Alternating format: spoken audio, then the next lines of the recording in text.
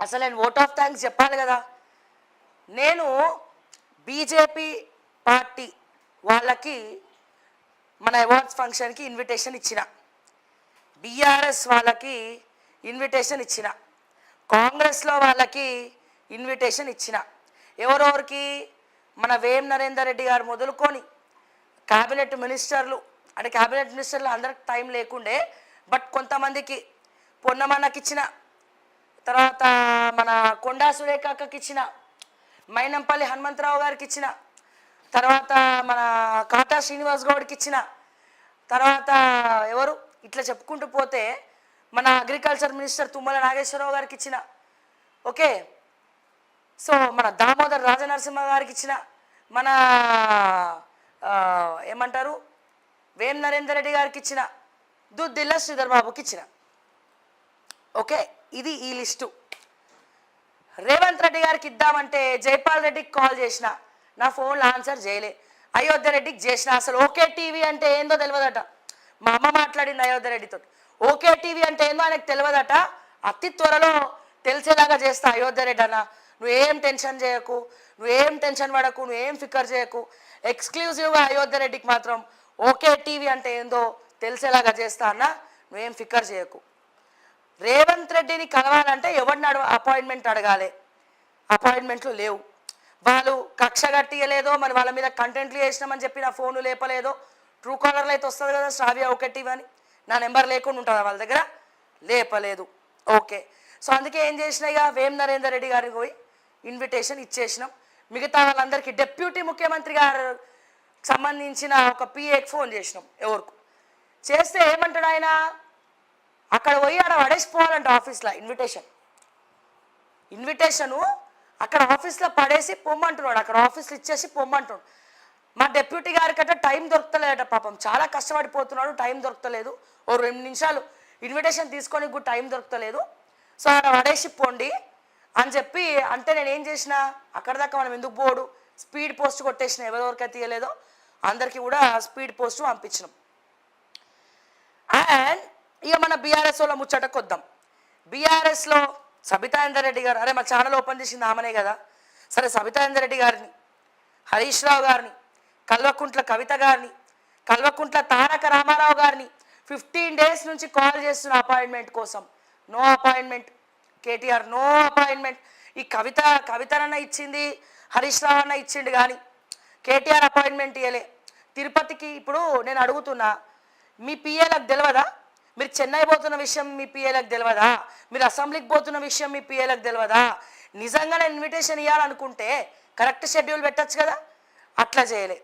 కావాలని చేసిండ్రో లేకపోతే ఈగో అడ్డొచ్చి గతంలో మాట్లాడినా అని చెప్పి ఆడుకోనికి కావాలని నన్ను బీఆర్ఎస్ పార్టీ ఆఫీస్ నుంచి అక్కడిక్కడ తిప్పడానికి, నాతో ఆడుకోవడానికి కావాలని చేసిరో తెలియదు, కానీ మొత్తానికైతే ఇట్లా అయింది. మనం ఏదైనా దాచుకోం, మనం ఉన్నది ఉన్నట్టు మాట్లాడతాం. అయితే కేటీఆర్ అపాయింట్మెంట్ మాత్రం దొరకలే, ఇన్విటేషన్ ఇవ్వలే.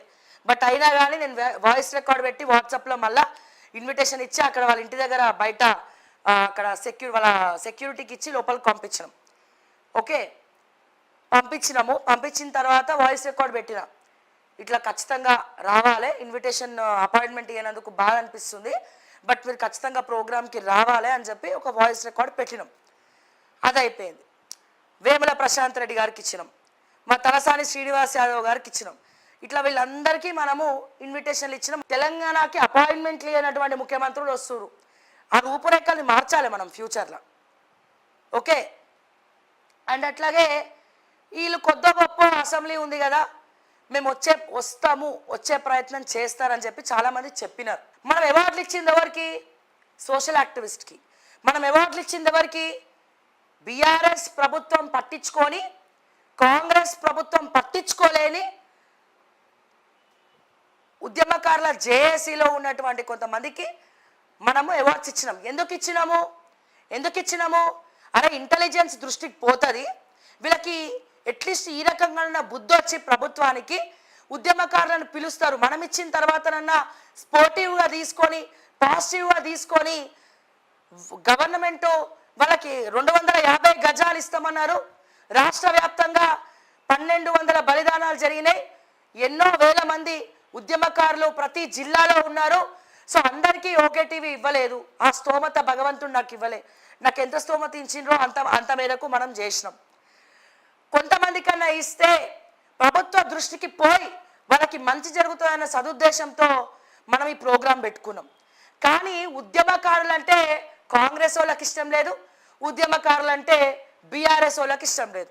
వాళ్ళకి అవార్డ్స్ ఇవ్వడం ఇష్టం లేదో, లేకపోతే వాళ్ళ దగ్గరకు వచ్చి మరి ధైర్యంగా నిలబడి బాబు చిట్టి మరి ముఖం చెల్లక వాళ్ళు రాలేదో, చల్ వీళ్ళు ఇస్తే నేనేంది రాలేదని చెప్పి చిన్నచూపుగా రాలేదో.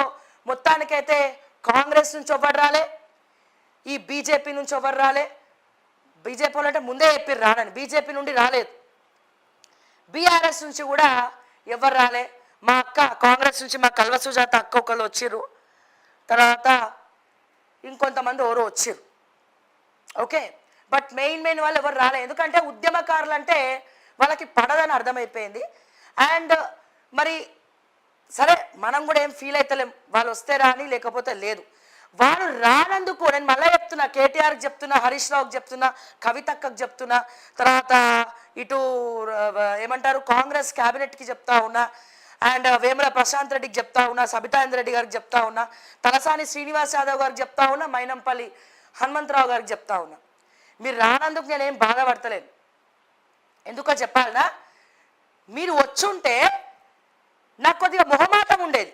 వచ్చిర్రు కదా వీళ్ళు పాపం వచ్చిండ్రు, వీళ్ళ గురించి మనము కొంచెం ఆలోచించేది ఉండే. నేను అంటే ఎట్లా కొంచెం ఆలోచన వచ్చేది నాకు, ఏమని మాట్లాడాలా వద్దా అనేది 10 సార్లు మాట్లాడతాం, బరాబర్ చేస్తాం.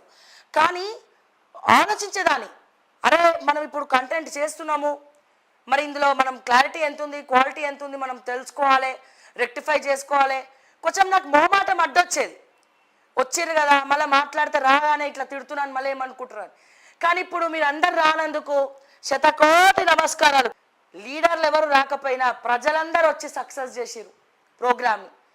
సుమారు 600 నుండి 700 మంది. మేము తీసుకున్న హాల్ ఏమో బిర్లా ఆడిటోరియము 300 మంది, డబల్ వచ్చిరు. అంటే 300 + 300 600 మంది వచ్చినారండి ఫంక్షన్కు. ప్రజలందరూ వచ్చినారు, చాలా సంతోషంగా ఉంది. అంటే నా వెనకాల ఉన్నది పబ్లికే. ఇప్పటికన్నా అర్థం చేసుకోండి. నేను చెప్పేది ఏంటంటే ఓకే టీవీ వెనకాల ఏ లీడర్ లేరు, ఏ క్యాస్ట్ ఈక్వేషన్ లేదు. నిస్వార్థంగా ప్రజలే ఉన్నారు, ప్రజలే వచ్చినారు, ప్రజలే వచ్చి సక్సెస్ చేసినారు. లీడర్లు ఎవరు రాలేదు. నాకు ఇంకా లైన్ క్లియర్ అయ్యింది. నాకు కేటీఆర్ కానీ, హరీష్ రావు కానీ, కవిత కానీ, లేకపోతే ఈ క్యాబినెట్ కాంగ్రెస్ మంత్రులు కానీ, లేకపోతే సబితాంద్ర రెడ్డి, వేముల ప్రశాంత్ రెడ్డి కానీ, లేకపోతే ఇక్కడ బీజేపీ వాళ్ళు కానీ, అమ్మా శ్రావ్య మా గురించి ఏదొచ్చినా నువ్వు మాట్లాడుకో, ప్రజల పక్షాన మాట్లాడుకో, మేము వస్తే నువ్వు ఏమైనా ఇబ్బంది పడతావేమో అని మేము రాలేదు అని చెప్పి నాకు లైన్ క్లియర్ చేసినారు. నిజంగా చాలా సంతోషంగా ఉంది. ఇక నేను ఎవరి గురించి కూడా ఆలోచించక్కర్లేదు, నా పని నేను చేసుకుంటా పోతా. కానీ ఒకటి మాత్రం చెప్తా, ఏమని, ఇప్పుడు ఎవరెవరైతే రాలేదో అతి త్వరలో, ఎందుకంటే నాకు సెల్ఫ్ రెస్పెక్ట్ చాలా ఎక్కువ, అతి త్వరలో నా అపాయింట్మెంటు కోసం వాళ్ళందరూ ఎదురు చూసేంత స్థాయికి నేను ఎదుగుతా. నాకు వాళ్ళు కాల్ చేసి మాట్లాడే స్థాయికి నేను మరింత ఎదిగి చూపిస్తా. ఓకే, ఇప్పుడు ఎవరెవరైతే అపాయింట్మెంట్లు ఇవ్వలేదో ఇన్ ఫ్యూచర్, అది 1 నెల అవ్వచ్చు, 2 నెలలు అవ్వచ్చు, 6 months అవ్వచ్చు, ఏడాది కావచ్చు, 2 సంవత్సరాలు కావచ్చు, 3 సంవత్సరాలు కావచ్చు, మరి ఏం చేస్తానో, ఎట్లా చేస్తానో, ఏం చేయగలుగుతానో నాకు కూడా క్లారిటీ లేదు. బట్ మీ అందరికి కూడా తెలుసు, 0 నుంచి మొదలు పెట్టుకొని ఇక్కడ దాకా వచ్చినాం కదా.